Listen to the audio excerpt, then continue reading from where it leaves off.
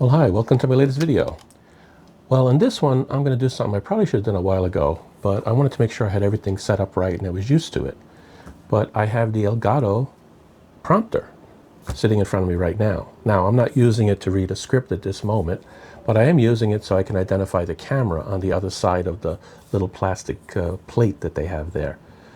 Well, I wanted to show here, since they've now introduced one that's larger than the original one. I have the original one, which I think has like a 5 or 6 inch diagonally screen to it, which has been fine for me.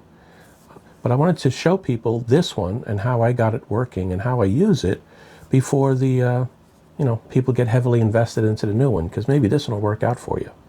Now, I didn't just buy the camera hub kit, which was about $300, but I also bought the pedal, which I will show. Okay, that came in handy. And I also have the Stream Deck Plus, which allows me to control what's happening on the screen. It's been very, very useful, to be honest with you. And even if I don't use it to read a script, which I may do very rarely, and even then it's only partially scripted. It wouldn't be scripted the whole video that I do. But sometimes I want to have bullet points showing here so I don't forget to mention some, especially when there's specific specifications for some product or device that I'm talking about. So let me go ahead and show you what I did. Now, I got a lot of extras that I added to the actual setup itself, and I'll show you that in a moment. And we'll see how it goes. Okay, so here it is looking at my prompter. And I can control it from the Stream Deck Plus. So if I go down, I can scroll down. I can scroll up. Let me show you how I'm doing that over here. So I scroll down, and I scroll up. I can adjust the horizontal margin with this.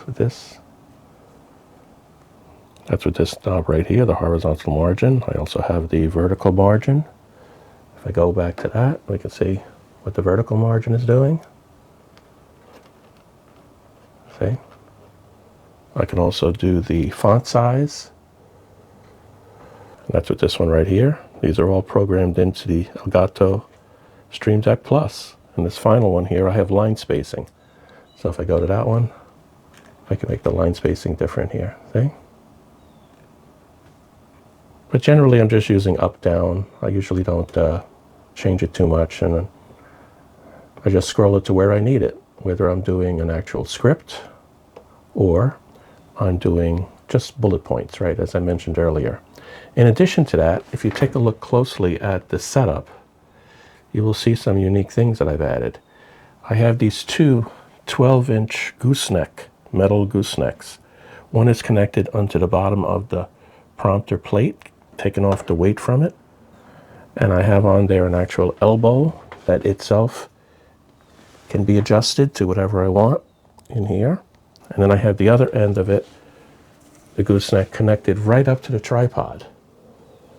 It's actually connected up to the grip that I've added to the cage of the camera on the bottom there. So that gives me more steadiness in terms of being able to control it. And I can even attach it if I wanted to up to the tripod itself, to one of the 1/4-inch connectors that are on there.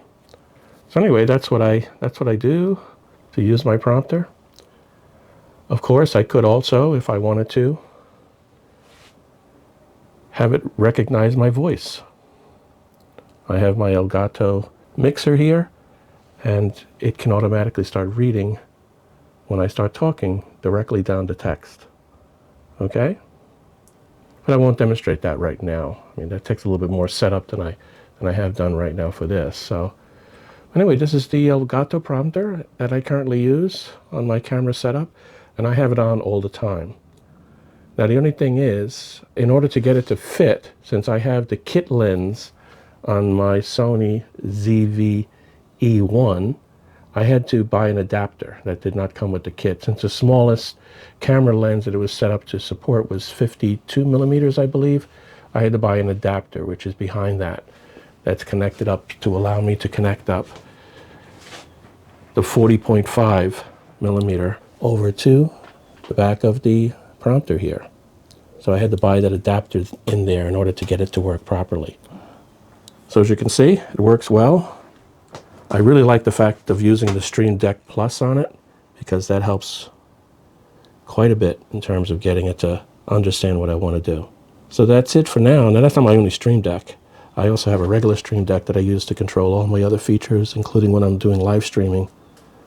But I got this one specifically for, actually I had it on the shelf, and when I got the prompter, this fit right in with it, so I didn't have to buy it separately. Well, that's it for now. Hopefully you got something out of this and you see how I'm using my current prompter, the original version of it from Elgato. If anything else comes up, any additional features that I decide to add to it or other components, I will let you know. As I mentioned, I did have the foot pedal, and the foot pedal will do the same thing as the Elgato, but only 3 of the functions. So this is the play one in the middle, and then you got the up and down with the left and right pedals, okay? So that's the only difference with that. So until the next time, take care.